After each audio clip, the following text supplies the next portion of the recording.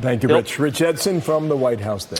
Let's bring in Chris Wallace, anchor of Fox News Sunday. You're going to have a big weekend, a big Sunday, Chris. I know you've got a lot of big guests coming up, but what did you make when we learned this morning via tweets from the president that he did confirm that he called off those strikes at the last minute when he learned of the casualties? Well, I have to say, I think it raises as many questions as it answers. First of all, we know that there was a big National Security Council meeting with the president yesterday where they discussed all of this. And usually the Pentagon is very sophisticated in being able to say, look, here are various target packages. Here's what we would hit. Here's what the collateral damage would be. And any discussion of what collateral damage in terms of deaths on the ground would be is discussed at that point before the president gives an order as to what various targets he wants to hit. So the idea that 10 minutes before the strike, as the president says, you'd suddenly ask, well, gee, how many people are going to be killed if we go ahead with those strikes? That usually is discussed and in depth a great deal before that, hours before that ever happens, which raises the question, you know, this is a president who on the one hand talks very tough and has ordered strikes in the past, at least 2 cruise missile attacks against Syria for the use of chemical weapons, but has also made it clear, as he did in that photo op yesterday, that he does not want to get the U.S.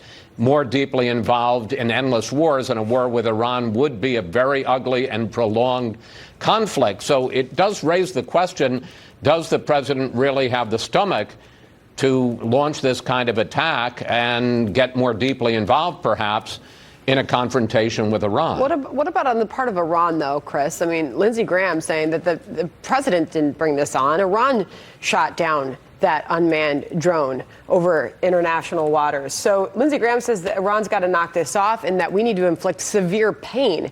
We know the president's about to have this briefing in the next half hour or so. How do you expect the United States to respond or proceed after that?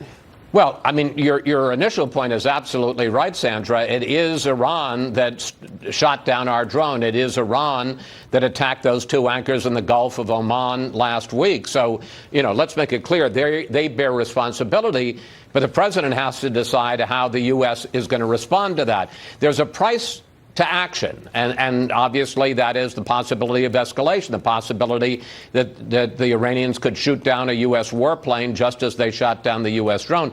But there is also a cost to inaction. And remember, when President Obama decided a few years ago, he declared that red line and said that we would strike back if Syria launched another chemical weapons attack, and then he backed off that.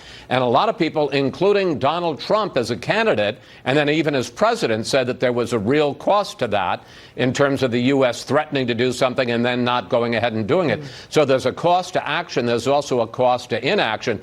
What the president is going to do now, who knows? I mean, there's certainly a possibility that he will go ahead and, you know, order another strike when he's assured that there will not be as many casualties on the ground. But on the other hand, it sure does seem like he doesn't have much of an appetite for a strike. I thought it was very noticeable in the photo spray yesterday. On the one hand, he said this was a big mistake. But on the other hand, he then said, well, I don't think it was intentional, and it may have been somebody operating in the dark down the command line. So it appears that there's a kind of a conflict within the president, certainly within his administration, about whether to escalate the military situation here or not to.